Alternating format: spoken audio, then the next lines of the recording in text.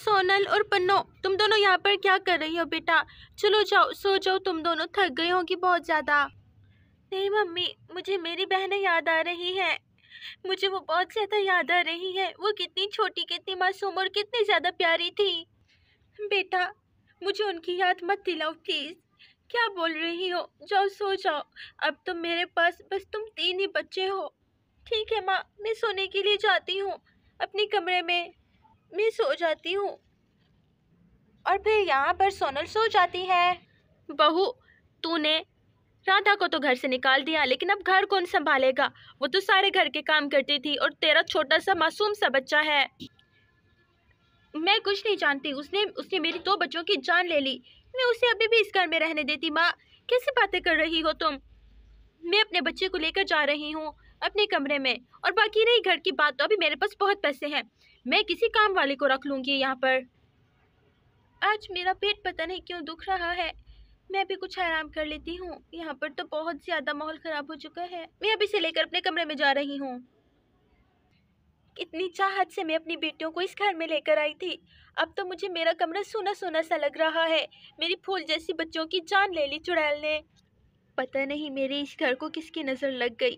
खुशियों से भरा मेरा घर, सब कुछ ख़त्म हो गया। मुझे भी मेरी बहनें बहुत याद आ रही हैं, लेकिन नींद भी आ रही है। मैं सोने के लिए चली जाती हूँ। पता नहीं अब इस घर का क्या होगा। मेरा बेटा और मेरी बहू कहाँ जाएंगे?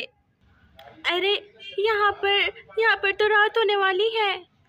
यहाँ पर तो जंगली जानवर भी होंगी। पता नहीं अब क्या होगा। मुझे तो बहुत दिक्कत हो रही है। मैं बहुत परेशान हो रही हूँ। मेरे होते हुए तुम्हें परेशान होने की ज़रूरत नहीं है। मैंने 7 फेरे ऐसे ही नहीं खाए थे। हर दुख में, हर परेशानी में तुम मुझे अपने साथ खड़ा हुआ पाओगी। चिंता करने की ज़रूरत नहीं है। जी ठीक है। अब मसला घर का है। आज की रात तो हमें जैसे तैसे यहाँ पर गुजारनी होगी, लेकिन कल सुबह ही मुझे यहाँ पर घर बनाना होगा और फिर उसके बाद हम यहाँ पर रहेंगे। मुझे भैया और भाभी से ये उम्मीद कभी नहीं थी। भाभी तो मुझ पर अपनी जान देती थी, लेकिन उन्हें क्या हुआ? यकीन करें श्याम जी, पानी ठंडा नहीं था। मैंने जानबूझ के कुछ नहीं किया। मुझे तो समझ नहीं आ रहा ये सब कुछ हुआ कैसे।